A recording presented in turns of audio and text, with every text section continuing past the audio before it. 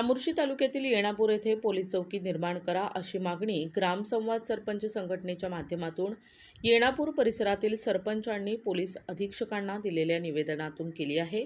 निवेदनात सोमणपल्लीचे सरपंच नीलकंठ निखाडे यांनी म्हटलंय की चामोर्शी तालुक्यातील मौजा येणापूर हे गाव चामोर्शी मार्गावरील मध्यवर्ती ठिकाण असून जवळपास 30 गावांचे केंद्रबिंदू आहे। या ठिकाणी बँक, शाळा, महाविद्यालय, मंडळ कार्यालय अशी महत्त्वाची कार्यालये असून दररोज नागरिक या ठिकाणी मोठ्या संख्येने कामकाजानिमित्त तसेच बाजारपेठेत खरेदीसाठी येत असतात।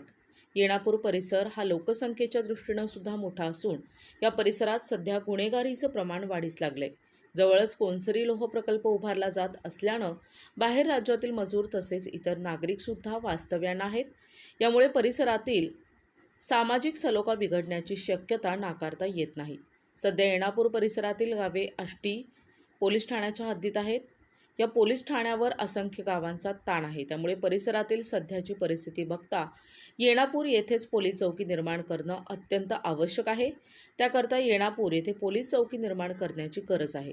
निवेदन देताना मुधोली, गणपूर, जयरामपूर, मुधोली तुमुक मधील मुधोली चक नंबर 2 चे सरपंच आदी उपस्थित होते।